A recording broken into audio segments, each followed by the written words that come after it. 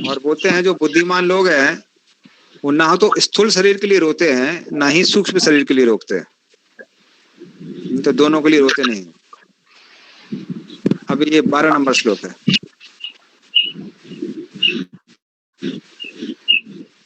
हाँ हरे कृष्ण प्रभु, कुछ लोगों का शायद माइक ऑफ नहीं है, कृपया करके माइक ऑफ कर लीजिए।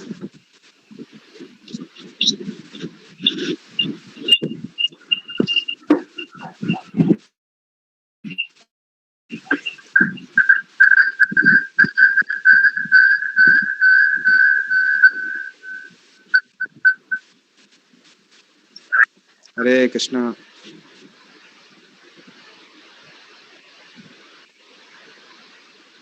ठीक है,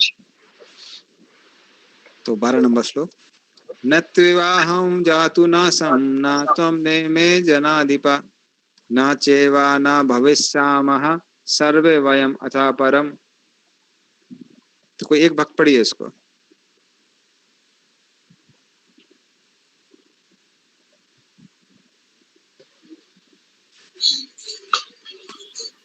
ऐसा कभी भी नहीं हुआ कि, ठीक है माता जी आप पढ़िए।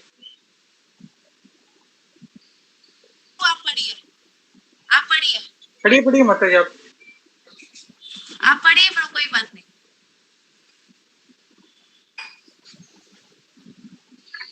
ऐसा कभी नहीं हुआ कि मैं ना रहा हूं या तुम न रहे हो अथवा ये समस्त राजा न रहे हो, और ना ऐसा हो कि भविष्य में हम लोग नहीं रहेंगे। तो उसमें भगवान क्या बोलते हैं, ना त्वी एवाहम जातु नासम। तो ऐसा कभी नहीं हुआ कि मैं नहीं था। तो मैं नहीं था का मतलब कौन?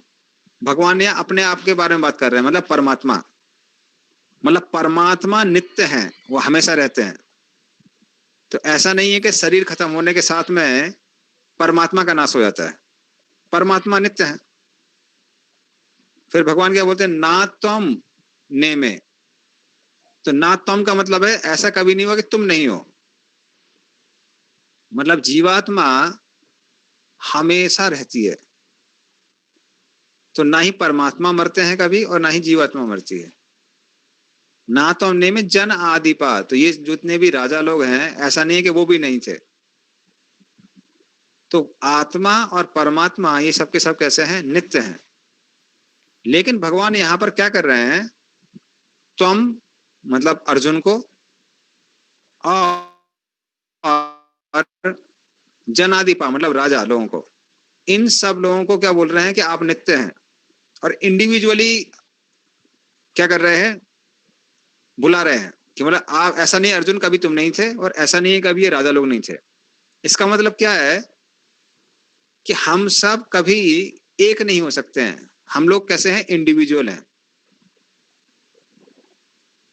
तो ये जो है ये क्या दर्शाता है, ये दर्शाता है कि मायावाद जो फिलॉसफी है वो गलत है। तो ये जो श्लोक है वो मायावाद का खंडन करता है ये श्लोक। हाँ, क्योंकि भगवान है इंडिविजुअलिटी बताने के, मैं अलग रहता हूं, तुम हमेशा अलग रहते हो, और ये राजा लोग भी अलग अलग रहते हैं। इसका मतलब ऐसा कभी नहीं है कि हम लोग जाके भगवान में लीन हो जाएंगे, हमारा अस्तित्व खत्म हो जाएगा। तो अस्तित्व कभी खत्म होता नहीं है। तो इस तरह से मायावाद खंडन करता है ये श्लोक।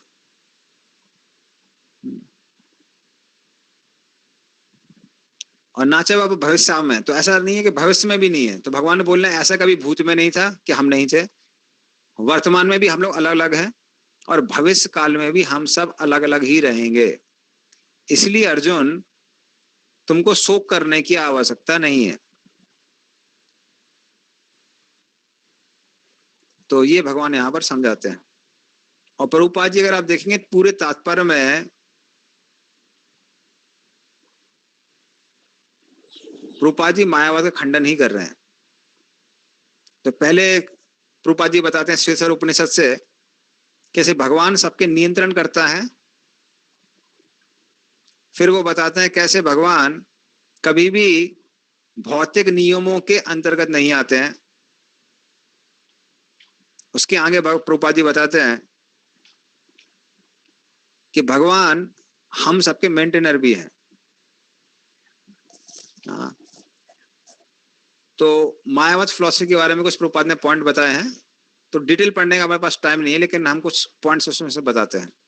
तो एक श्लोक प्रभुपाद जी कोट करते हैं यहाँ पर, नित्यो नित्यानाम चेतनश्चेतनानाम एको बहुनाम यो विदधाति कामान तामात्म स्थम ये अनुपश्यन्ति धीरा तेषां शांति शाश्वती नेतरेषां। तो इसमें प्रभुपाद जी क्या बताते हैं कि नित्यो नित्यानाम, हम भी नित्य हैं, भगवान भी नित्य हैं। चेतनस चेतना नाम, हम भी चेतन हैं, भगवान भी चेतन है।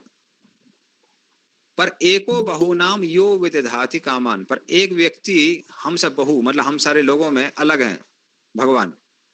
क्यों अलग हैं? क्योंकि विदधाति कामान, भगवान हम सबकी कामनाओं को पूरा करते हैं। तो क्योंकि वो हमारी कामनाओं की पूर्ति करते हैं, इसलिए वो कैसे हैं? अलग है। तो मायावाद के बारे में हम बताएंगे, डिटेल में बताएंगे। हाँ, तो तम आत्मस्थम ये अनुपश्यन्ति धीरा, जो इस तरह से आत्मा और परमात्मा को हृदय में स्थित देख सकता है, तेसाम शांति शाश्वती नेतरेसाम, तो ऐसे व्यक्ति को शाश्वत शांति प्राप्त होती है। तो इस तरह से भगवान के बारे में यहां पर बताया गया है। तो इसमें दो महत्वपूर्ण पॉइंट है, एक है मायावाद खंडन का और दूसरा है कि कैसे भगवान को जानकर हमको शांति मिलती है और उससे हमको परेशान नहीं होना चाहिए। तो ये दो पॉइंट हम लोग थोड़ा डिस्कस करेंगे। तो पहला चीज है मायावाद के बारे में। मायावाद है क्या? तो मायावादी और ब्रह्मवादियों में थोड़ा अंतर होता है। तो सबको पता होगा कि भगवान के 3 एस्पेक्ट हैं, ब्रह्मन, परमात्मा और भगवान। तो ये 3 एस्पेक्ट हैं। तो भगवान मतलब भगवान स्वयं, परमात्मा मतलब जो भगवान हमारे हृदय में स्थित हैं और जो भौतिक जगत के साथ में आदान प्रदान करते हैं। तो 3 विष्णु हैं, सबको पता है, कर्णोदक्षाय विष्णु, गर्भोदक्षाय विष्णु, क्षीरोदक्षाय विष्णु। तो वो इस संसार के सृष्टि करता है, पालन करता है और विध्वंस करने वाले हैं। तो इन तीनों को परमात्मा कहते हैं।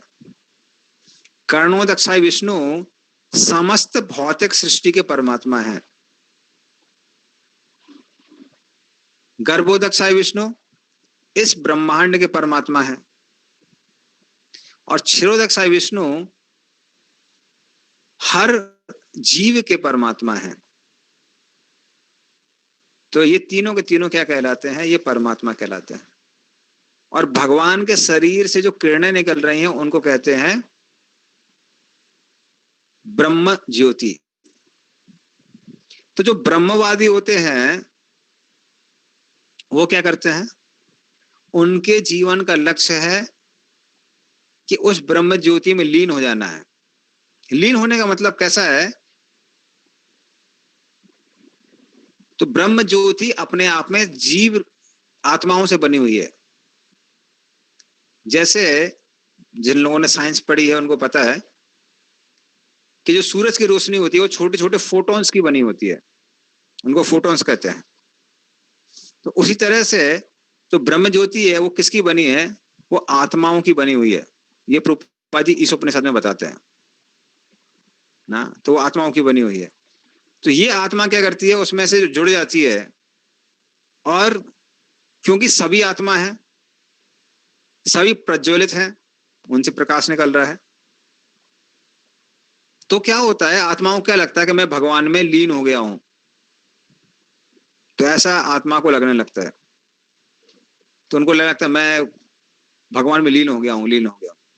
लेकिन आप अभी भी कैसे हैं? इंडिविजुअल हैं। तो प्रभुपाद जी उदाहरण देते हैं एक तोते का। तो हरा तोता यदि पेड़ में प्रवेश कर जाए तो देखने में लगेगा कि ये लीन हो गया, पर लीन नहीं हुआ है। मात्र पेड़ के पत्तों का रंग और तोते का रंग एक जैसा है तो लगता है लीन हो गया है, पर लीन नहीं होता है। उसी तरह से किसी भी अवस्था में आत्मा कैसी रहती है, एक इंडिविजुअल रहती है, वो कभी लीन नहीं होती है। तो ये भगवान यहां पर समझा रहे हैं। तो भक्त लोग भगवान के प्लैनेट में, ग्रह में जाके उनके साथ आदान प्रदान करना चाहते हैं, लेकिन ब्रह्मवादी क्या करते हैं, उनके साथ में लीन होना चाहते हैं। तो ये दोनों के दोनों में क्या है, अंतर है। हाँ, तो इसको इसी का प्रभुपाद यहाँ खंडन कर रहे हैं कि आपका व्यक्तित्व कभी भी खत्म नहीं होता है। आप व्यक्ति थे, व्यक्ति हैं, व्यक्ति रहेंगे। तो वही कृष्ण यहाँ समझा रहे हैं। मैं था, आप थे और राजा लोग थे, मतलब हम सब एक एक व्यक्ति थे। अभी भी मैं हूं, आप हैं और ये राजा लोग हैं, अर्जुन से कहते हैं। मतलब अभी भी हम व्यक्ति हैं और भविष्य में भी मैं रहूंगा, आप रहेंगे और ये राजा लोग रहेंगे। मतलब हम सब कैसे रहेंगे, व्यक्ति ही रहेंगे। तो इसका प्रभुपाद जी खंडन करते हैं। तो ये ब्रह्मवादी लोग करते हैं। और मायावादी लोग और भी ज्यादा अपराधी होते हैं, क्योंकि वो क्या कहते हैं, वो कहते हैं भगवान माया के अंतर्गत आ जाते हैं, माया के अंडर आ जाते हैं। उसी को प्रभुपाद यहाँ खंडन कर रहे हैं तात्पर्य में, शुरुआत में, कि भगवान में हमारे में अंतर ये क्या है, यो विदधाति कामान, वो हमारी कामनाओं की पूर्ति करते हैं। किसके द्वारा, माया शक्ति द्वारा। अर्थात माया उनके अधीन है, तो वो माया के अंडर में कैसे आ सकते हैं। इसलिए कृष्ण को क्या बोलते हैं, मायाधीश बोलते हैं, माया को कंट्रोल करने वाले। और हम लोग कैसे हैं, हम लोग मायाधीन हैं, माया के अधीन है। तो इसलिए हम में और भगवान में जमीन आसमान का अंतर है। हाँ, तो एक जैसे नहीं हो सकते।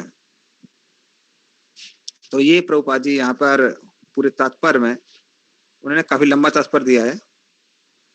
तो भक्तों से अनुरोध है कि बाद में जाके, कुछ लोग तो पढ़ के आए होंगे और जो नहीं पढ़ के आए हैं कृपया उसको पढ़िए। तो ये मायावादी लोग और भी अपराधी होते हैं, कहते हैं भगवान की लीला, भगवान का नाम, भगवान का रूप सब माया है। ये माया नहीं है, ये कैसा है, आध्यात्मिक है। हमारा शरीर पंच तत्वों का बना है, ये भौतिक है। भगवान के शरीर में और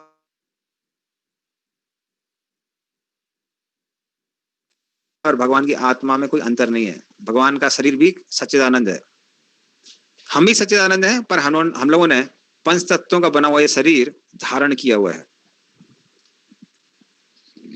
तो ये दोनों में अंतर है।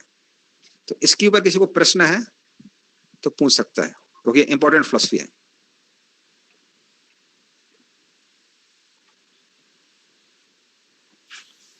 प्रभु, ये ब्रह्मवादी और आप बोले कि मायावादी, दोनों में अंतर क्या हुआ? हाँ, तो ब्रह्मवादी वो हैं जो मात्र ब्रह्म में लीन होना चाहते हैं। तो उनको लगता है कि जो भगवान के शरीर से निकलने वाली किरणें हैं, यही सब कुछ है और इसमें लीन होना उनके जीवन का लक्ष्य है। किंतु वो भगवान के प्रति अपराध नहीं करते हैं। मायावादी क्या है, वो भगवान के प्रति अपराध करते हैं। क्या अपराध करते हैं, वो कहते हैं कि भगवान का शरीर माया है।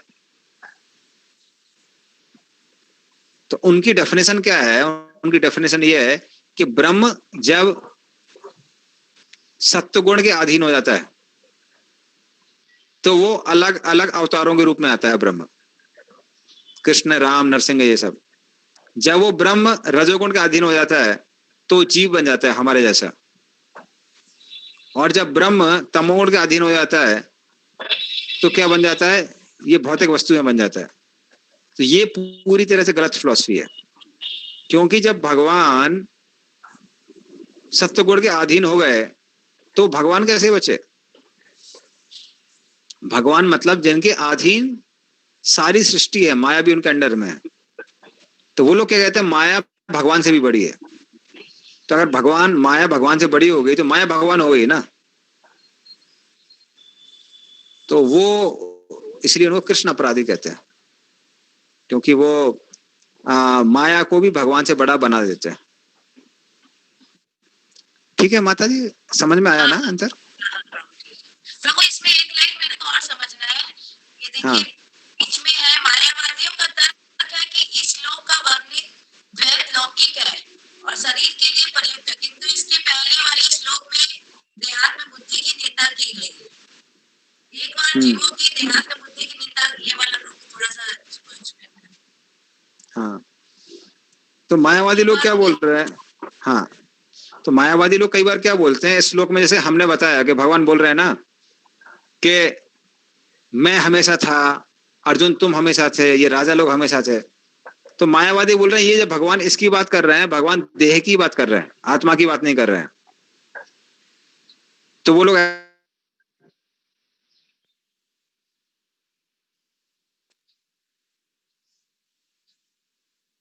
आत्मा की बात नहीं कर रहे हैं। आत्मा मर्ज हो सकती है, आत्मा लीन हो सकती है। लेकिन प्रभुपाद जी क्या बोल रहे हैं, जब 11वें नंबर श्लोक में भगवान ने देहात्म बुद्धि का खंडन कर दिया है कि अर्जुन हम शरीर नहीं आत्मा है, तो इस श्लोक में भगवान शरीर के बारे में क्यों बताएंगे? इस श्लोक में तो भगवान को आत्मा के बारे में बताना चाहिए ना। ऐसा थोड़ा 11 में आत्मा के बारे में बोलना है, अभी शरीर के बारे में बोलने लगेंगे। तो इस तरह से प्रभुपाद जी बोलते हैं, उनका जो आर्गुमेंट है वो गलत है। तो प्रभु जैसे ब्रह्मवादी लोग सोचते हैं कि ब्रह्म ज्योति में लीन होना, तो मायावादी लोग भी यही सोचते हैं कि ब्रह्म ज्योति में लीन होना। वो भी ब्रह्म में लीन होना चाहते हैं, कभी कभी वो भगवान भी बनना चाहते हैं और कभी कभी ब्रह्म में लीन होना चाहते हैं। पर मुख्य चीज क्या है कि वो लोग बोलते हैं कि भगवान का शरीर माया है, वो उनकी फिलॉसफी है। तो इनको मायावादी कहते हैं। ठीक है, हाँ। ओके, किसी और को कोई क्वेश्चन है? हरे कृष्ण प्रभु। तो मायावादी तो ये भी मानते हैं ना कि भगवान का शरीर निराकार है। निराकार मतलब वो क्या बोलते हैं प्रभु जी, उनके लिए निराकार ब्रह्म सबसे ऊंचा है। और वो क्या बोलते हैं, निराकार ब्रह्म जब सत्व गुण के अधीन हो जाता है तो वो भगवान का शरीर धारण करता है। मतलब भगवान का शरीर कैसा है, वो कहते हैं भौतिक है। तो ये नहीं कहते हैं कि भगवान का शरीर वो है निराकार है, वो बोलते हैं ये भौतिक शरीर है। और भगवान कौन है? भगवान निराकार है, ये बोलते हैं वो लोग।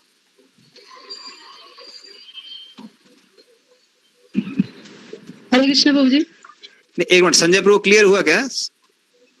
भगवान निराकार है ये वो लोग मानते हैं, इतना मानते हैं। इतना मानते हैं। और क्या बोलते हैं, भगवान का शरीर भौतिक है। देखिए यहाँ शरीर की बात हो रही है, शरीर जैसे भौतिक है। हाँ, जैसे हमारा शरीर भौतिक है, वो लोग क्या बोलते हैं भगवान का शरीर भी कैसा है, भौतिक है। लेकिन हम क्या बोलते हैं कि भगवान का शरीर भौतिक नहीं है, भगवान का शरीर कैसा है, आध्यात्मिक है।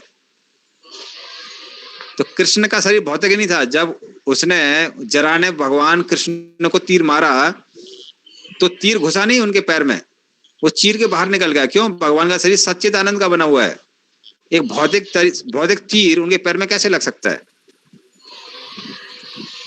इसलिए कृष्ण ने उसके बाद में उद्धव को उपदेश दिया, शंख चक्र गदा पद्म को भगवत धाम भेजा, अर्जुन को आदेश दिया, इतना कुछ किया। तो भगवान का शरीर भौतिक नहीं, भगवान का शरीर कैसा है, आध्यात्मिक है। क्लियर हुआ प्रभु डिफरेंस? ठीक है, ठीक है प्रभु, ठीक। ओके, किसी कोई और पूछ रहा था कुछ प्रश्न? हरे कृष्ण। भगवान को अगर निराकार मानते हैं तो उनका अस्तित्व क्या है, जो भगवान को नहीं मानते? तो हाँ, तो अस्तित्व मतलब वो बोलते हैं कि जो ये अवतार आए हैं ये सब माया के रूप हैं। तो एक हिसाब से वो माया को, भगवान को मानते नहीं है। उनके हिसाब से भगवान एक प्रकाश है बस, उससे ज्यादा वो मानते नहीं है। ठीक है ना माता जी? उनका मतलब लाइट है, लाइट, भगवान लाइट है। भगवान के शरीर से जो किरणें आती हैं उसको ही वो लोग भगवान समझ बैठते हैं। तो उनका अस्तित्व क्या है प्रभु जी, जो भगवान को नहीं मानते? नहीं, जो भगवान को नहीं मानते उनका अस्तित्व मतलब समझ में नहीं आया क्वेश्चन। मतलब जो बोलते भगवान नहीं है तो उनका क्या होगा? उनका क्या होगा? तो जो लोग बोलते भगवान नहीं है, मायावादी लोग नरक जाएंगे, ब्रह्मवादी लोग ब्रह्म में लीन होंगे। जो ब्रह्मवादी होते हैं वो ब्रह्म ज्योति में लीन हो जाते हैं, उनको लगता है हम ही ब्रह्म है। और जो बोलते हैं भगवान का शरीर माया है, वो लोग नरक जाते हैं, उनको नरक भोगना पड़ता है। ठीक है ना? ठीक है बाबूजी। ओके, हरे हरे कृष्ण। हाँ, हरे कृष्ण। राजकुमार, अच्छा, तो आत्मा ब्रह्म में हो जाती है तो वो आत्मा हम कैसे? आपकी आवाज कट रही है, प्रश्न पूरा आया नहीं। हरे कृष्ण। हाँ, मेरा प्रश्न ये है, आत्मा ब्रह्म में हो जाती है वो आत्मा हाँ। गोलोक वृंदावन धाम कैसे जा सकती है? तो जो लोग ब्रह्म ज्योति में जाते हैं, अगर उनको भक्तों की कृपा मिल जाती है तो वो जा सकते हैं, वरना क्या होता है, वरना वो वहां पे रहते हैं या फिर उनका वहां से पतन भी हो जाता है। प्रभु जी वहां पर भक्तों का संग उनको कैसे मिलेगा? तो कभी कभी कहते हैं कि शिव जी वहां पे जाके हरिनाम संकीर्तन करते हैं। तो जब वो हरिनाम संकीर्तन सुनते हैं शिव जी का, तो वो फिर आकर्षित हो जाते हैं शिव जी की ओर, और शिव जी फिर उनको प्रचार करते हैं, उनका भक्ति वृक्ष है वहां पे, और वहां से फिर वो उनको प्रेरणा देते हैं भगवान के धाम जाने के लिए। ठीक है ना? तो ब्रह्म ज्योति में भक्ति वृक्ष खोल देते हैं। हाँ, तो प्रभु जी ब्रह्म ज्योति से ही वो लोग डायरेक्ट वो लोग धाम चले जाते हैं कि वापस उनको यहाँ पर भौतिक जगह में जन्म लेना पड़ता है? देखिए, वैकुंठ धाम ब्रह्म ज्योति से डायरेक्टली लोग जा सकते हैं, लेकिन गोलोक वृंदावन अगर किसी को भी जाना है तो इस संसार में वापस आना ही पड़ता है। तो वैकुंठ जगत वो संभव है, लेकिन अगर किसी को गोलोक वृंदावन जाना है तो गोकुल वृंदावन गोलोक वृंदावन के बहुत पास है। तो किसी को भी जाना है, भले वो देवता है, दानव है, ब्रह्मलीन है, यदि किसी को भी गोलोक वृंदावन जाना है तो उसको इस धरती पर आना पड़ेगा और गोकुल में जाके भगवान कृष्ण की पूजा करनी पड़ेगी। ठीक है ना? तो उसको आना पड़ेगा। लेकिन जो लोग वैकुंठ जाना चाहते हैं, वैकुंठ लोग स्वर्ग से भी जा सकते हैं, पाताल से भी जा सकते हैं और ब्रह्म से भी जा सकते हैं। तो वैकुंठ कहीं से भी जा सकते हैं। ठीक है? यस। हरे कृष्ण बाबूजी। राजकुमार प्रभु का क्वेश्चन आंसर हुआ क्या पहले? यस प्रभु जी। ओके, ठीक है। अभी पूछिए। बाबू जो गोलोक वृंदावन धाम जाते हैं वो तो भगवान से आदान प्रदान करते हैं, तो जो ब्रह्म ज्योति में जाते हैं तो वो तो कुछ आदान प्रदान नहीं करते, तो उनका पतन कैसे होता है? तो आदान उनका पतन क्यों होता है? क्योंकि वहां पे शांति हमको ज्यादा पसंद नहीं है। तो ब्रह्म ज्योति क्या है? ब्रह्म ज्योति मतलब कोई वैरायटी नहीं है। तो कई बार क्या होता है, मियाँ बीवी में जब झगड़ा होता है तो मियाँ बीवी आपस में बात करना बंद कर देते हैं, तो उनको बड़ा आनंद आता है कि भाई यार झगड़ा नहीं हो रहा है। लेकिन वो कब तक चलता है? कुछ दिन या कुछ महीने तक चलता है, फिर से बात करना चालू कर देते हैं। क्यों? क्योंकि आत्मा अपने आप में एक्टिव है, वो कुछ एक्टिविटी चाहती है। तो आत्मा को शांति पसंद नहीं है। तो वहां पर क्या है, ब्रह्म ज्योति में सिर्फ शांति है। तो शांति से ऊब के क्या होता है, वो उन लोगों का पतन हो जाता है। वो कहते हैं कि शांति से अच्छा है कि हम भौतिक जगत वापस आ जाते हैं। तो इस तरह से वो लोग भौतिक जगत में वापस आते हैं। ठीक है माता जी? हाँ ठीक है बाबूजी। हरे कृष्णा। प्रभु मेरा एक प्रश्न है। हाँ, प्रभु जैसे आप बोले कि जैसे भगवान के शरीर से प्रकाश निकलता है वो ब्रह्म ज्योति है, तो क्या हम लोग की आत्मा से भी प्रकाश निकलता है? आत्मा से निकलता है पर थोड़ा प्रकाश निकलता है, और भगवान के शरीर से बहुत प्रकाश निकलता है। तो एक है आपकी ट्यूबलाइट और एक है सनलाइट, दोनों में अंतर है ना, ट्यूबलाइट सनलाइट में। तो हम लोग ट्यूबलाइट हैं, भगवान सनलाइट है। तो भगवान के शरीर से जो निकलता है। ठीक है? और प्रभु एक और हाँ, प्रश्न है हाँ, कि जैसे हम लोग जैसे आप बोले कि गोलोक जाना है तो वापस से यहाँ पे आना होगा वृंदावन में, फिर पूजा करनी होगी, फिर भगवान के पास जाना होगा। तो क्या हाँ। गारंटी है कि हम लोग उस जन्म में फिर से भगवान की भक्ति में लीन हो जाएंगे? जैसे कि अभी मतलब आज तक जाने का हम लोग बने आज्ञा, फिर हम लोग फिर से इस भौतिक संसार में आके अगर भगवान बन भी है, तो क्या गारंटी है कि हम लोग वहाँ पे भगवान का भक्ति करेंगे और कोई भौतिक संसार में है तो यहाँ भी कर सकते माता जी, आपका पूरा क्वेश्चन क्लियर हुआ नहीं, आपके साथ साउंड बीच बीच में कट रहा था। जैसे प्रभु आप बोले कि गोलोक धाम जाने के लिए यहाँ वृंदावन में आना होगा, हाँ, तो क्या गारंटी है कि हम लोग वृंदावन आ करके फिर इस भौतिक संसार में नहीं फंसेंगे? Okay okay. तो वृंदावन में धाम में आना होगा, मतलब व्यक्ति उस जगह जाता है पूर्ण शुद्ध होने के बाद जहां पर भगवान अपनी लीला कर रहे हैं, क्योंकि अलग अलग ब्रह्मांडों में भगवान क्या करते रहते हैं, लीला करते रहते हैं। तो जब व्यक्ति वहां पर जाता है पूर्ण रूप से शुद्ध होने के बाद, तो उन लीलाओं में पार्टिसिपेट करता है, और वहां पर क्या है, जो भगवान के नित्य पार्षद हैं उस जीवात्मा को ट्रेनिंग देते हैं, और जब ट्रेनिंग पूरी हो जाती है तब वो लोग गोलोक वृंदावन जाते हैं। तो इसलिए उसके बाद में अगर पूर्ण रूप से व्यक्ति शुद्ध हो गया है, फिर चिंता करने की आवश्यकता नहीं है।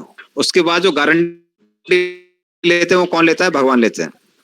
ठीक है, तो उसके बाद चिंता करने की आवश्यकता नहीं होती है। ठीक है,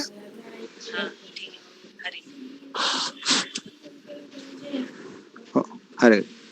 और सुमित ताव प्रभु कुछ तो क्वेश्चन पूछ रहे थे। हाँ, तो वो बहुत सुंदर एक्सप्लेनेशन है, वो क्लियर हो गया। क्लियर हो गया आपको प्रश्न नहीं है ना अभी? नहीं, अब इतना सुंदर है, इतना दिन हम समझ नहीं चलता है, आप एकदम पूरा क्लियर कर दिए। ओके, अच्छा प्रभु, ठीक है। हाँ, पूछिए प्रभु। अच्छा प्रभु जी, जैसे आपने कहा कि ब्रह्म ज्योति में जब शिव जी वहां पे जाकर अपना भक्ति वृक्ष करते हैं, तब इस तरह तो जब आत्मा फिर द्वारा इस भौतिक जगत में आती है, तो फिर ये गारंटी है कि जो आत्मा शिव जी के कृपा से जो भक्त बन के भौतिक जगत में आएगी, तो वो अगले वृंदावन धाम में जाएगी। देखिए, आपको ये प्रभु सत्य बताते हैं, गोलोक वृंदावन जाना इतना आसान नहीं है। जरूरी नहीं है कि वो व्यक्ति गोलोक वृंदावन के लिए ही आकर्षित हो सकता है, बहुत सारा चांस है कि वो वैकुंठ लोक की ओर आकर्षित होगा। ठीक है ना? तो शिव जी जो प्रचार कर रहे हैं, तो गारंटी नहीं है कि वो व्यक्ति वैकुंठ ही जाएगा। हो सकता है उसको, सॉरी, गोलोक ही जाएगा, उसको वैकुंठ जाना है। जो लोग गोलोक के अभिलाषी हैं उनको आना पड़ेगा, लेकिन वो एक बार आते हैं, शिव जी उनको तभी भेजेंगे जब गारंटी रहेगी कि वो पूर्ण रूप से शुद्ध हो गए हैं। और यदि वो पूर्ण रूप से शुद्ध हो गए हैं तो गारंटी है कि फिर वो फंसेंगे नहीं, गोलोक वृंदावन वापस चले जाएंगे। Yes, okay thank you. Okay, Hare Krishna. ठीक है, तो अगर सबके क्वेश्चन हो गए हैं कंप्लीट, तो फिर हम लोग एक और पार्ट में आते हैं। तो दूसरा पार्ट इसका क्या है कि भगवान यहाँ पे क्या समझा रहे हैं कि अर्जुन, मैं नित्य हूं, तुम नित्य हो, और ये राजा लोग भी नित्य हैं, और हम सबके बीच में एक रिश्ता है। वो रिश्ता भी कैसा है? नित्य है। बल्कि इस संसार में व्यक्ति बाकी सारे रिश्ते बनाता है उसी रिश्ते के परिप्रेक्ष्य में। तो श्रीमद् भागवतम के 10वें स्कंद में 10वां स्कंद 14 नंबर श्लोक और 14 नंबर अध्याय और 50 नंबर श्लोक 10.14.50, तो इसमें समझाया गया है कि हमको इस संसार में अलग अलग वस्तुओं से मोह है, क्योंकि हमको इस शरीर से मोह है। जैसे मान लीजिए अपने बच्चों से मोह क्यों है? क्योंकि हमको लगता है ये बच्चे क्या हैं, इस शरीर के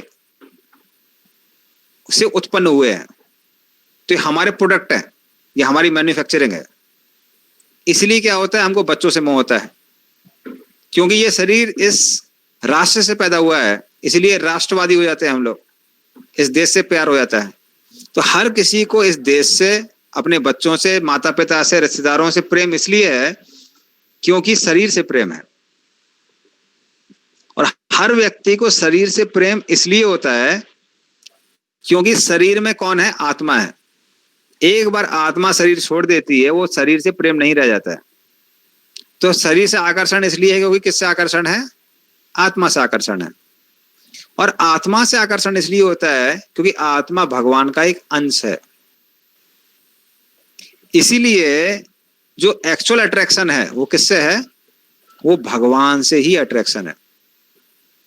और क्योंकि भगवान से अट्रैक्शन है, आत्मा से अट्रैक्शन है, आत्मा से अट्रैक्शन है तो शरीर से अट्रैक्शन है, और शरीर से अट्रैक्शन है इसलिए देश से, बच्चों से, परिवार से, समाज से अट्रैक्शन है।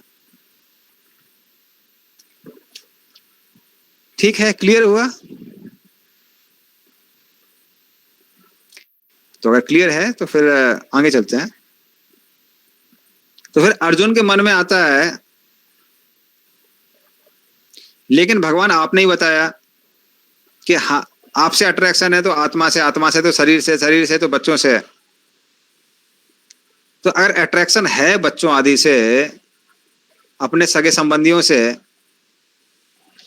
तो मरने के बाद में शरीर तो खत्म हो जाएगा ना। तो शरीर खत्म हो जाएगा, रिश्ता खत्म हो जाएगा, तो दुख तो होगा ही ना, क्योंकि भीष्म पितामह मेरे पितामह हैं। मरने के बाद में जब दूसरा शरीर धारण करेंगे तो फिर पितामह नहीं बचेंगे ना, तो दुख तो जरूर होगा। तो उसको उत्तर देने के लिए भगवान 13 नंबर श्लोक बोलते हैं। तो ये बहुत प्रसिद्ध श्लोक है। आप क्या कर सकते हैं, मेरे पीछे पीछे दोहरा सकते हैं ये वाला श्लोक, कोई आपको याद भी करना है। देहिनो अस्मिन् यथा देहे अस्मिन् यथा देहे कौमारं यौवनं जरा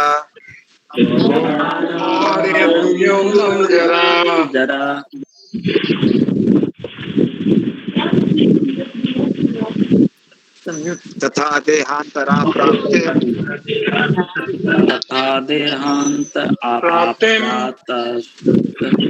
धीरस्तत्र न मुह्यति।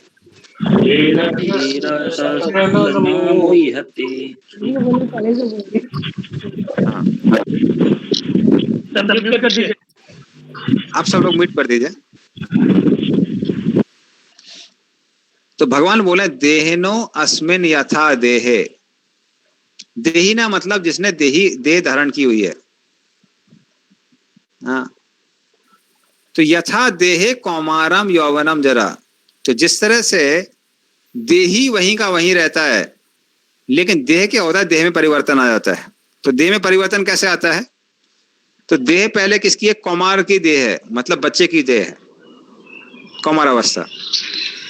फिर यौवन की देह हो जाती है यौवन अवस्था में 16 के बाद, और फिर बुढ़ापे में कैसी हो जाती है?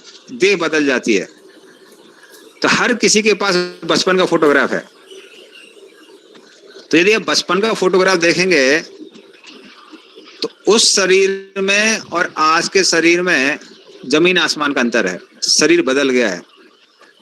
तो शरीर बदल गया है, लेकिन हमको क्या लगता है? हम वही हैं, वही व्यक्ति हैं। तो जिस तरह से इस जीवन में भी क्या होता रहता है? हमारा शरीर बदलता रहता है। उसी तरह से तथा देहांतरा प्राप्तिर, उसी तरह से शरीर बदलेगा। और वो कैसा चेंज होगा? वो एक परमानेंट, मतलब परमानेंट चेंज होगा। परमानेंट चेंज मतलब जैसे अभी जो शरीर है वो पूर्ण रूप से खत्म हो जाएगा और फिर से एक बचपन का शरीर मिलेगा, बच्चे का शरीर मिलेगा। तो धीरस तत्र न मुह्यति, जो धीर लोग हैं उससे दुखी नहीं होते हैं, क्योंकि जैसे अभी शरीर बदल रहा है, मृत्यु के बाद में भी शरीर बदलेगा और एक नया शरीर हमको प्राप्त होगा। हाँ, तो ये भगवान समझा रहे हैं।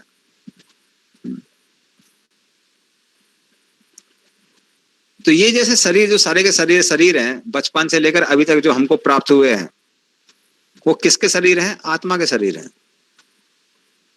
ना।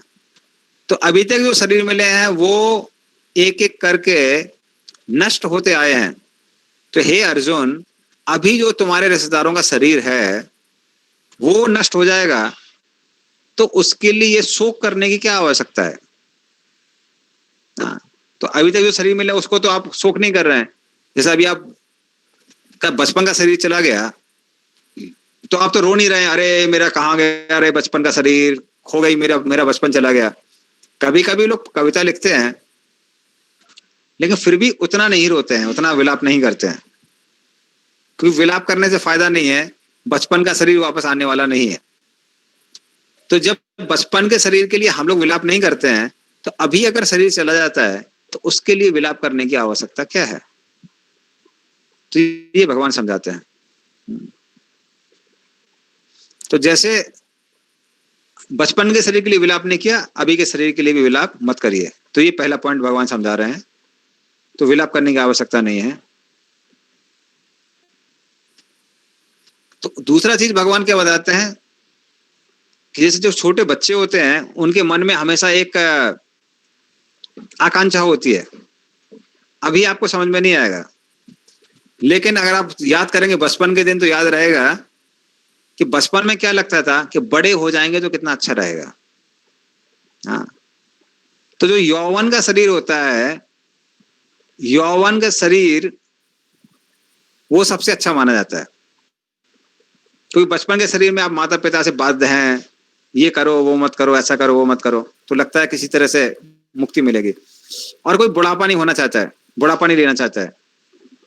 तो जिस तरह से शरीर, बचपन के शरीर जब नष्ट होता है और किसी को जवानी का शरीर मिलता है तो व्यक्ति प्रसन्न होता है, दुखी नहीं होता है।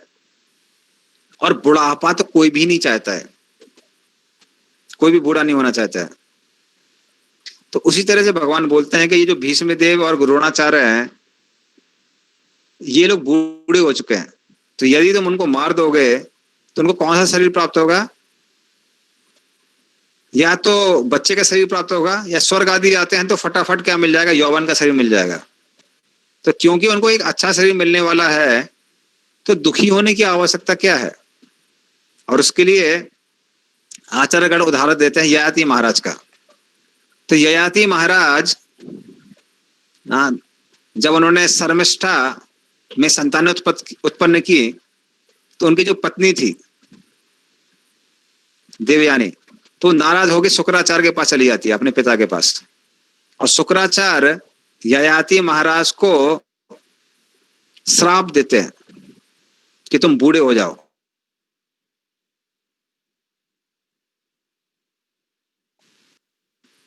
और फिर जब ययाति महाराज क्षमा मांगते हैं तो शुक्राचार्य कहते हैं कि आप क्या कर सकते हैं, आप अपने किसी बच्चे से अपनी जवानी एक्सचेंज कर सकते हैं। तो फिर जो उनका सबसे छोटा बेटा था पुरु, उसके साथ में वो क्या करते हैं, जवानी एक्सचेंज करते हैं, और ययाति महाराज फिर से कैसे हो जाते हैं, जवान हो जाते हैं। तो इस तरह से जब ययाति महाराज जवान हो जाते हैं, और वो बहुत एक धर्मवेत्ता राजा थे, तो उससे सारी प्रजा कैसी हो गई? सारी प्रजा बहुत प्रसन्न हो गई। तो उनको बूढ़ा शरीर से क्या मिला? जवान का शरीर, जवानी का शरीर मिला। तो सब लोग प्रसन्न थे। तो कृष्ण यहाँ क्या समझा रहे हैं? कृष्ण कह रहे हैं कि उसी तरह से भीष्म देव, द्रोणाचार्य, इनका शरीर बुढ़ापे का शरीर है, अभी उनको जवानी का शरीर प्राप्त होगा। तो ये तो खुशी वाली बात है, इसमें कोई दुख वाली बात नहीं है। तो दुखी होने की आवश्यकता नहीं है। तो अर्जुन कहता है कि आप सही बोल रहे हैं, बचपन का शरीर मिलेगा या जवानी का शरीर मिलेगा तो खुश होने वाली बात है, दुख की बात नहीं है। किंतु मन में दुख रह ही जाता है। क्यों रह जाता है? क्योंकि हमारा रिश्ता खत्म हो जाता है। अगला शरीर मिलेगा तो हमारे पितामह नहीं बचेंगे, हमारे गुरु नहीं बचेंगे। तो रिश्ता खत्म होने के कारण मन तो दुखी हो ही जाता है। तो वो सुन के भगवान क्या करते हैं, अगला श्लोक बोलते हैं,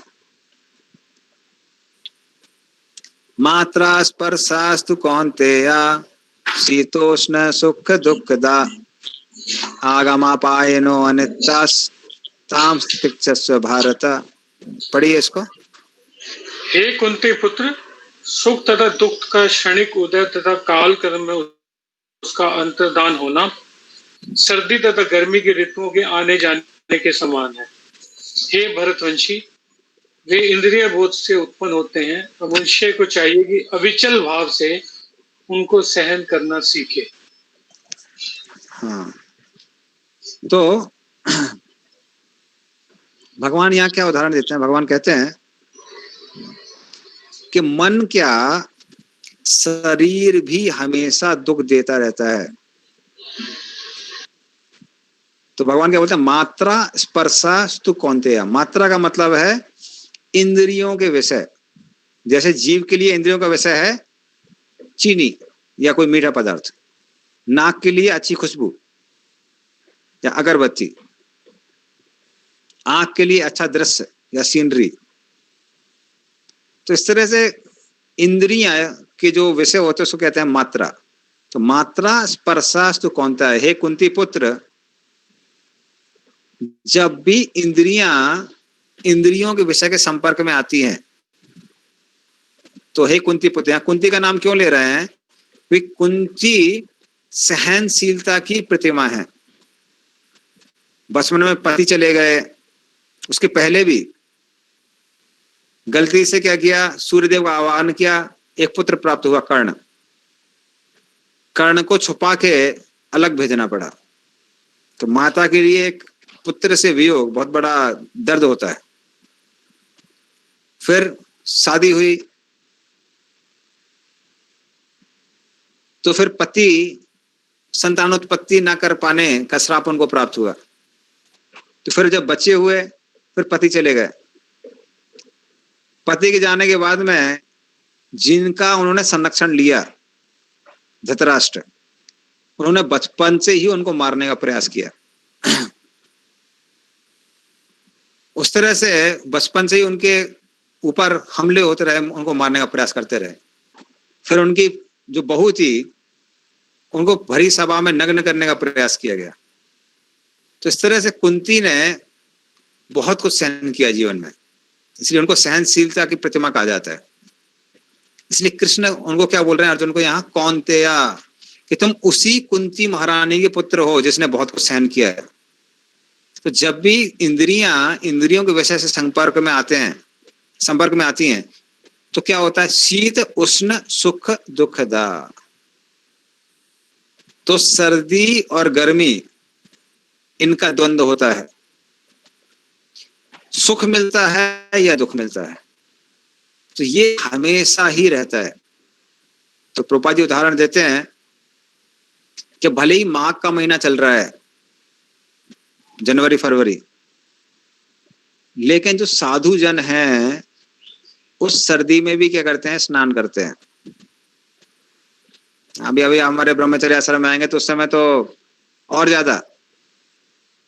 तो भक्त लोग, कई लोग हैं जिनका पेट खराब रहता है, वो दिन में 3-3 4-4 बार स्नान करते हैं। तो वो लोग स्नान करते हैं, साधु जन। उसी तरह से कितनी भी गर्मी क्यों ना हो, स्त्री ये नहीं बोलती है कि आप भोजन नहीं पकाएंगे, होटल में जाके खाते हैं। वो भी जाती हैं किचन में और जाके क्या करती हैं? खाना पकाती है। तो भले मई जून की गर्मी हो, जेठ की गर्मी चल रही हो। तो उसी तरह से कुछ भी कार्य व्यक्ति करता है तो क्या होता है? उसमें दुख जरूर आता है। मात्रा स्पर्शस। तो क्षत्रिय को भी क्या करना पड़ता है? कोई मित्र है, सगा संबंधी है, उसको भी मारना पड़ता है। तो उससे क्या मिलता है? दुख मिलता है। लेकिन भगवान क्या बोलते हैं? उसको सहन करना चाहिए। ताम तितिक्षसे भारता, हे भरत श्रेष्ठ, उसको सहन करना चाहिए। क्यों सहन करना चाहिए या कैसे सहन करना चाहिए? आगम अपायनो अनित्यः, ये समझ के कि वो आया है, कुछ समय तक रहेगा, पर अनित्य होने के कारण क्या होगा? वो चला जाएगा। तो इस समझ के साथ में कि संसार के जो भी सुख दुख हैं वो अनित्य हैं, नित्य नहीं है, तो क्या करना चाहिए? चीजों को सहन करना चाहिए और अपने धर्म का पालन करना चाहिए। तो मन किस ओर रहना चाहिए? मन उसमें एब्जॉर्व रहना चाहिए कि अभी हमारा कर्तव्य क्या है। मन सुख और दुख में एब्जॉर्ब नहीं होना चाहिए। किस में होना चाहिए? धर्म में होना चाहिए। कि तुम्हारा धर्म है युद्ध करने का, हे अर्जुन, धर्म करो। हाँ, तो धर्म करने से लाभ होगा। तो जिस तरह से एक और अच्छा सा उदाहरण आता है चित्रकेतु महाराज के प्रार्थनाओं में, जब पार्वती जी उनको श्राप देती हैं राक्षस बनने का, तो बहुत सारी सुंदर सुंदर वो प्रार्थनाएं करते हैं। तो उसमें से एक प्रार्थना वो क्या करते हैं, वो बोलते हैं भव प्रवाह हे तस्मिन् का सापा का अनुग्रह का स्वर्गा नरका को वा किम सुखम दुखम एव वा। तो वो क्या कहते हैं, भाव प्रहा ए तस्मिन्।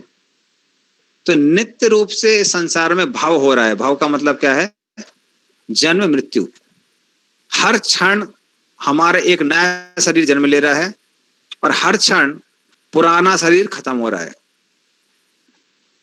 और उसकी तुलना किससे की गई है, उसकी तुलना की गई है एक नदी से। तो यदि आप बाबू घाट में बैठे हुए हैं और गंगा जी बह रही हैं, तो अगर हावड़ा ब्रिज से कुछ वस्तु आती है, मान लीजिए कोई लाश आ रही है, तो लाश के आने के वजह से क्या होगा, बहुत बदबू आएगी। लेकिन जब हम बाबू घाट में बगल में बैठे हुए हैं और बदबू आ रही है, तो हम उसको बड़ी गंभीरता से नहीं लेते हैं। क्यों नहीं लेते हैं, क्योंकि वो लाश पानी में बह रही है, अभी बदबू दे रही है, कुछ समय बाद क्या होगा, बदबू खत्म हो जाएगी क्योंकि लाश आगे चली जाएगी।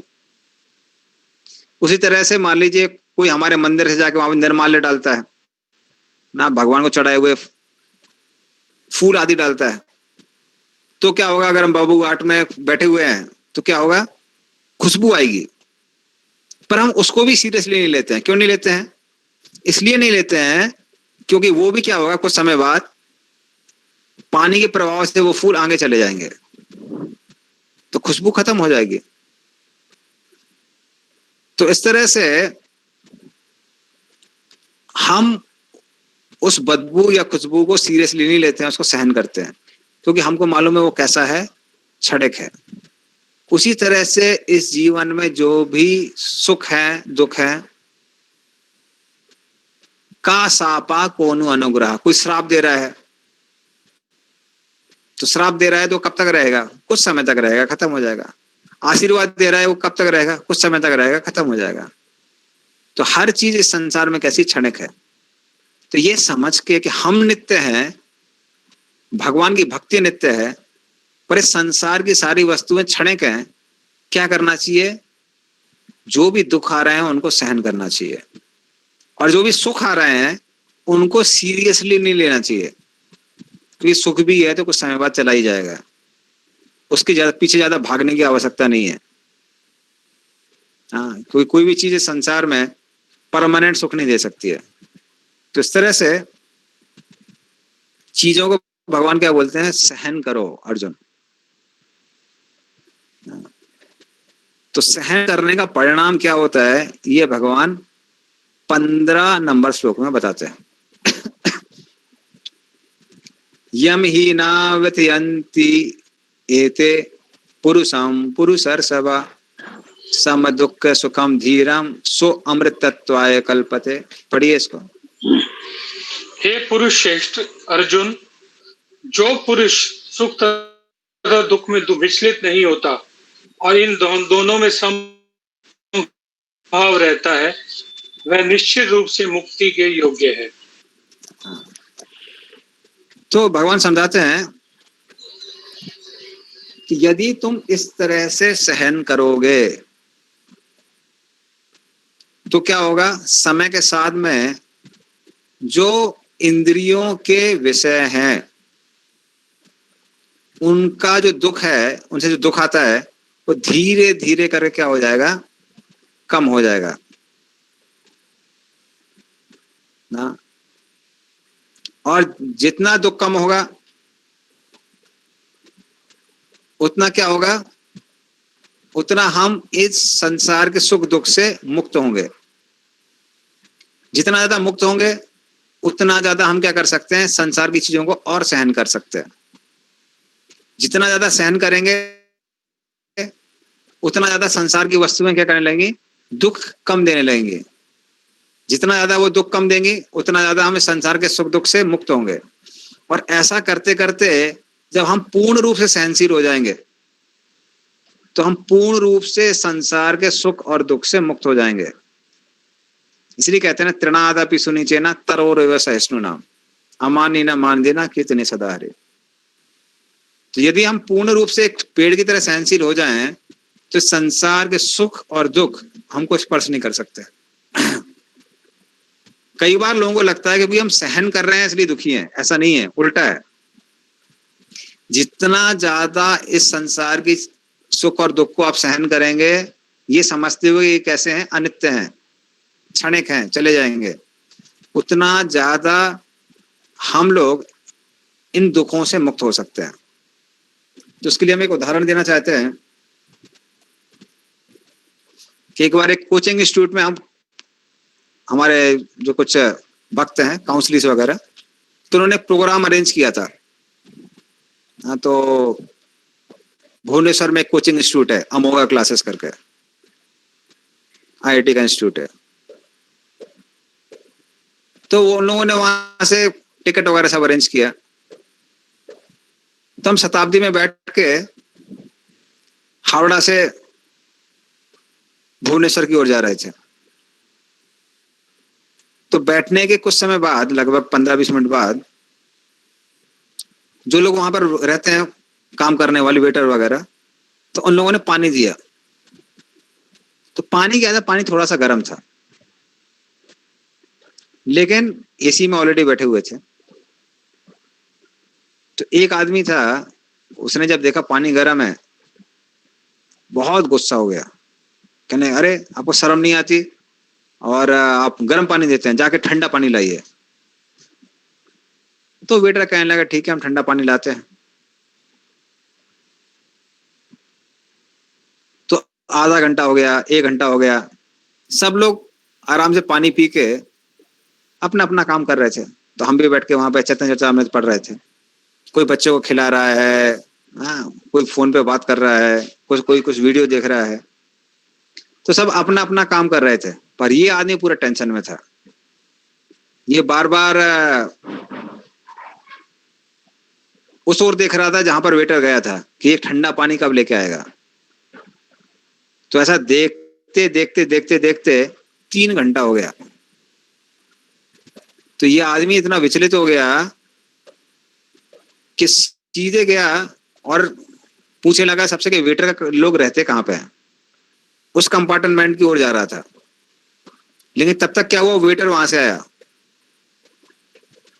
तो बोलने लगा अरे तुमने अभी तक पानी नहीं दिया, कहाँ पे टीटी, अभी तुम्हारा कंप्लेन करेंगे, कंप्लेन बुक में तुम्हारा नाम लिखवाते हैं। और बस वो वेटर जैसे ही उसने सुना, सीधे पैर पे गिर गया। बाकी वेटर लोग भी कहने लगे भाई उसको क्षमा कर दीजिए, गलती हो गई है, नौकरी चली जाएगी बेचारे की, हाँ क्या होगा उसका, उसके बीवी बच्चों का क्या होगा। और ये आदमी पूरा गुस्से में बोला नहीं नहीं। फिर फाइनली बोला ठीक है, अगली बार से ऐसी गलती मत करना। और तब तक क्या हो गया, तब तक उसका स्टेशन आ गया। तो अपना सूटकेस लेके नीचे उतर गया। तो मन ही मन सोच रहे थे अगर थोड़ा सा वो सहन कर लेता तो कितना टाइम बच जाता उसका। 3 घंटा खुद टेंशन में रहा, सबको टेंशन में रखा। तो ऑलरेडी एसी कंपार्टमेंट में बैठा हुआ था, पानी गर्म था, थोड़ी देर हाथ में पकड़े रहता तो 1 घंटे में ठंडा हो जाता। हाँ, तो आराम में ठंडा पानी मिल जाता उसको। फालतू में लड़ाई झगड़ा करके इतना उसने अपना दुख बढ़ा लिया। और बाकी लोग जिन्होंने वो गर्म पानी सहन कर लिया, वो एक्चुअली में इतना गर्म भी नहीं था, नॉर्मल वाटर था, वो सबके सब आराम से अपना काम करते रहे। तो इस तरह से सहन करने से क्या होता है, दुख कम हो जाता है। इसका मतलब ये नहीं कि हमको अपना धर्म नहीं करना चाहिए। अगर कुछ चीजों को करेक्ट करने की आपको जिम्मेदारी दी गई है, हाँ, तो मान लीजिए माँ बाप हैं, बच्चे लोग गलती कर रहे हैं, तो उनको सुधारने की जिम्मेदारी माँ बाप के पास आती है, या फिर मंदिर में कोई मैनेजर है, उसकी जिम्मेदारी है कि मंदिर में क्या क्या गड़बड़ चल रहा है उसको ठीक करना है। तो अपना धर्म करना चाहिए, धर्म के साथ में वो नहीं करना चाहिए, कॉम्प्रोमाइज नहीं करना चाहिए, किंतु अपने धर्म के बाहर जो भी चीजें हो रही हैं हमारे साथ, उनको क्या करना चाहिए, सहन करना चाहिए। और धर्म में भी एक बार ड्यूटी कर दी और ड्यूटी करने के बाद में कुछ और समस्याएं आ रही हैं तो उसको क्या करना चाहिए, सहन करना चाहिए। तो जितना हम सहन करेंगे उतना ज्यादा इस भौतिक संसार की चीजें हमको दुख कम देंगी। तो ये फॉर्मूला भगवान यहाँ बता रहे हैं। और जो पूर्ण रूप से सहनशील हो जाता है इस तरह से धीरे धीरे करके सहन करते करते, तो क्या भगवान बता रहे हैं, सो अमृतत्वाय कल्पते, वो व्यक्ति मोक्ष के लायक हो जाता है, मतलब कम से कम ब्रह्म की प्राप्ति कर सकता है अगर भक्त भी नहीं है तो। और भक्ति करने के लिए भी महाप्रभु बोल के गए, तृणादपि सुनीचे ना तरोरपि सहिष्णुना, हाँ, कि पेड़ जैसा सहनशील बनना है। तो वो भगवान यहाँ पर बता रहे हैं। ठीक है, तो अभी जो चर्चा हुई उसके ऊपर किसी का कोई प्रश्न है तो पूछ सकता है। हरे कृष्णा प्रभु। हाँ, हरे कृष्णा। हाँ बोलिए माता जी। प्रभु ये कि अपना धर्म मतलब यहाँ पे आप क्या बताना चाह रहे हैं? अपना धर्म, अपना धर्म मतलब एक भक्त के रूप में हमारा धर्म है 16 माला करना, 4 नियम पालन करना, श्रवण कीर्तन करना। फिर एक माता होने के हिसाब से आपका कुछ कर्तव्य है, एक पत्नी होने के हिसाब से आपका एक कर्तव्य है। तो इस तरह से जो भी कर्तव्य हैं हमारे, उनको हम धर्म कहते हैं। तो भगवान क्या बोल रहे हैं, अपनी ड्यूटी जो आपका धर्म है, जिम्मेदारी है, उसकी प्रति ध्यान देना चाहिए और बाकी चीजों पे इतना ध्यान नहीं देना चाहिए। ठीक है, क्लियर? प्रभु जैसे अपना धर्म करते करते भी तो उसमें भी तो कंट्रोल वाली भावना रहती है। अपना धर्म हम लोग करते हैं तो जैसे माता पिता ही हैं तो माता पिता के अंदर भी अपने बच्चों को कंट्रोल करने की भावना रहती है। हाँ, तो वो भावना जाने में टाइम लगता है।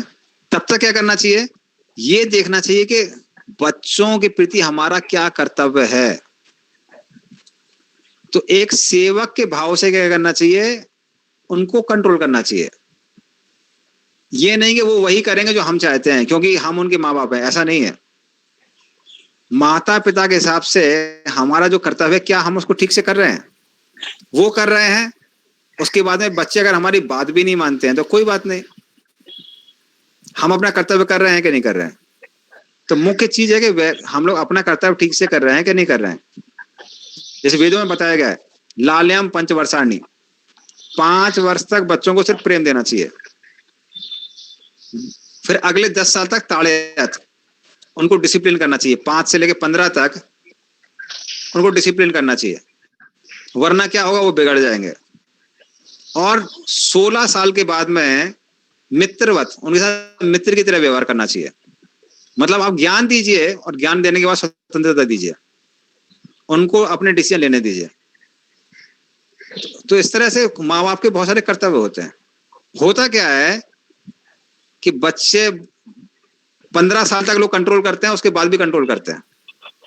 15 साल के बाद आप कंट्रोल करने की कोशिश करेंगे तो फिर बच्चे माँ बाप से दूर हो जाते हैं और फिर क्या हो जाता है, फिर माँ बाप से जो रिलेशनशिप है वो खराब हो जाता है। तो कंट्रोल से मेंटलिटी कब तक दिखानी है, 5 से 15। उसके बाद क्या करना है, 15 के बाद में मित्र की तरह व्यवहार करना है और उनको बस यही समझाना है कि क्या सही है क्या गलत है, और फिर उनको अनुभव करने दीजिए। अगर गलती करेंगे तो स्वयं भुगतेंगे, पर ज्ञान देने का धर्म है माता पिता का। ठीक है माता जी, ओके।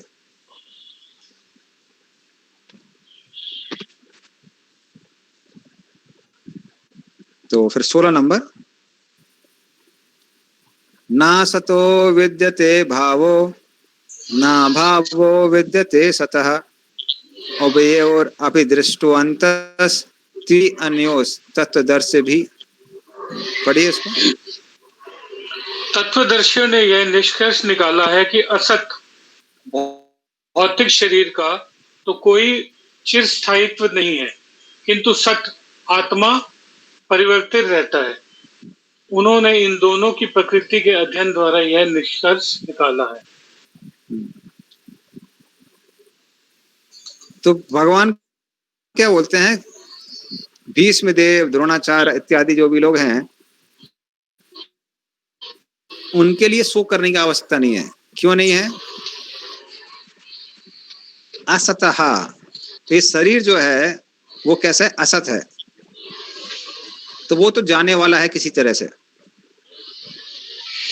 तो उस तरह से, क्योंकि आत्मा सत है, नित्य है, और शरीर असत है, तो इसलिए जो लोग बुद्धिमान लोग हैं वो समझते हैं कि हम ये शरीर नहीं है, तो उससे क्या होते हैं? मोह में नहीं आते हैं। तो भले ही शरीर आत्मा का क्या है? आश्रय है, लेकिन क्योंकि उसकी क्वालिटी कैसी है? अपोजिट है, इसलिए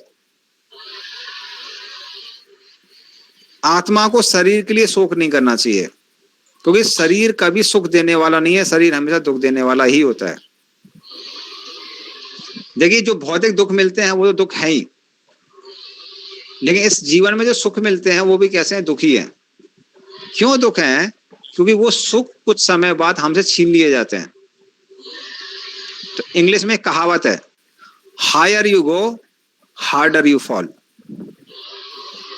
जितना व्यक्ति को सुख मिल रहा है, तो सुख देने वाली वस्तुएं जब आपसे छीन ली जाती हैं तो क्या होता है? उतना ही ज्यादा दुख होता है। जो लोग आपको सबसे ज्यादा सुख देते हैं वही इस संसार में सबसे ज्यादा दुख देने के योग्य होते हैं। तो बाहर वाला गाली दे रहा है, उतना ज्यादा दुख नहीं होता है। पति पत्नी या बच्चे जब गाली देते हैं तो ज्यादा दुख होता है। क्यों होता है? क्योंकि वो सुख भी ज्यादा देते हैं। तो इस संसार में जो वस्तु जितना सुख दे सकती है उतना ही ज्यादा दुख भी दे सकती है। तो इसी तरह से, क्योंकि ये शरीर भी बना है किसके लिए बना है? दुख देने के लिए बना है, क्योंकि इसकी क्वालिटी जस्ट अपोजिट है। आत्मा है सत, चित, आनंद, और शरीर क्या है? असत। आत्मा नित्य है, शरीर अनित्य है, खत्म होने वाला है, हर हमेशा बदलता रहता है। अचित, आत्मा है ज्ञान से पूर्ण, शरीर अज्ञान पैदा करता है। फिर आत्मा है आनंद में, और शरीर हमेशा दुख देता रहता है। तो अगर हम एनालाइज भी करके देखेंगे तो शरीर सुख कितना दे सकता है? खाने पीने का सुख, आहार निद्रा भय मैथुन का सुख, ये सुख शरीर दे सकता है। पर दुख कितना दे सकता है? आप शरीर का कोई भी हिस्सा ले लीजिए, वो आपको उतना दुख दे सकता है जितना सारी इंद्रियां मिलके सुख नहीं दे सकती हैं। तो यदि आपको सबसे अच्छा खाने को मिल रहा है, आप एसी कंपार्टमेंट में बैठे हुए हैं, सारे परिवार के लोग आपके साथ में हैं, बढ़िया मुलायम गद्दे में सो रहे हैं, और हो ना हो कभी कभी ऐसा होता है, वैसे जनरली नहीं होता है, कि पत्नी बच्चे आपके पैर दबा रहे हैं, या फिर माँ है तो बच्चे आपके पैर दबा रहे हैं। आजकल कलयुग में नहीं होता है, पर मान लीजिए ऐसा हो रहा है, और उस समय कोई एक व्यक्ति 1 इंच की ऑल पिन लेके आपकी पीठ में दबा देता है, तो दर्द ज्यादा होगा या सुख ज्यादा होगा? फिर उत्तर देगा, क्या ज्यादा होगा?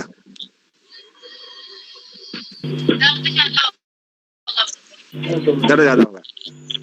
तो उस तरह से पूरा शरीर डिजाइन किया गया है दुख देने के लिए, और सिर्फ आप सुई नहीं चुबा सकते हैं, बहुत तरीकों से कष्ट दे सकते हैं।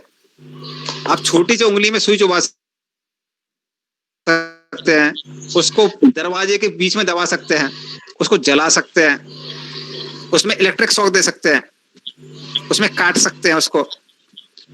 तो एक छोटी सी उंगली उतना दुख दे सकती है जितना संसार की सारी चीजें मिलकर आपको सुख नहीं दे सकती हैं। तो भगवान यही समझा रहे हैं कि ये शरीर जो है वो आत्मा के लिए दुख का स्रोत है, सुख का स्रोत नहीं है। इसलिए जो बुद्धिमान लोग हैं वो क्या नहीं करते हैं, असतः इस शरीर पे के जाने पर दुख नहीं करते हैं बल्कि खुश होते हैं। हाँ। और फिर दूसरी चीज भगवान बताते हैं अभावाः, और जहां तक आत्मा की बात है वो तो नित्य ही है, वो कभी खत्म होने वाली नहीं है। क्यों? सतः, क्योंकि आत्मा अपने आप में कैसी है, नित्य है। तो जहां तक आत्मा की बात आती है, आत्मा तो हमेशा से अमर रहने वाली है, आत्मा की चिंता करने की आवश्यकता नहीं है। और शरीर को आप कितना भी प्रिजर्व करने की कोशिश करें तो पहली बात तो शरीर दुख देता है, और प्रिजर्व भी हो गया और प्रिजर्व करने की कोशिश भी करेंगे तो प्रिजर्व रहने वाला नहीं है, वो कैसा है, नष्ट होने वाला है ही। तो हे अर्जुन, अगर तुम भीष्म देव, द्रोणाचार्य इत्यादि को नहीं भी मारोगे तो वो मरने वाले हैं, तुम उनको बचा नहीं सकते हो। और जो उनकी आत्मा है, आत्मा हमेशा अजर अमर ही रहेगी, भले तुम मारने का प्रयास करो और नहीं करो। तो इस संसार के जो नियम है उनको तुम बदल नहीं सकते हो अर्जुन। तो जो लोग तत्वदर्शी भी हैं वो सब ये देखते हैं। तो तत्वदर्शी की तरह देखो, एक मूर्ख की तरह मत देखो। तो ये भगवान यहाँ पर क्या कर रहे हैं, समझा रहे हैं। तो ऑलरेडी 8:30 हो गया है। किसी का कोई प्रश्न है तो पूछ सकता है, वरना फिर हम लोग क्या करेंगे, उसको विराम देंगे। प्रभु यहाँ पे तत्वदर्शी किसको बोला गया? तत्वदर्शी मतलब जो ब्रह्म, परमात्मा या भगवान को जानने वाले हैं उसको तत्वदर्शी कहते हैं। तत्व 3 प्रकार के होते हैं, ब्रह्म, परमात्मा, भगवान। तो कोई ब्रह्मवादी है, परमात्मावादी है या भक्त है भगवान का, उन तीनों को क्या बोला जाता है, तत्वदर्शी बोला जाता है। मतलब जिन्होंने उनको रियलाइज कर लिया है, या जो उस फिलॉसफी से पूर्ण रूप से कन्विंस्ड है 100%, उनको तत्वदर्शी भी कहते हैं। ठीक है संजय प्रभु? ठीक है, ठीक। ओके, तो अभी हम लोग विराम देंगे इसको यहाँ पर। श्रीमद् भगवत गीता की जय। श्री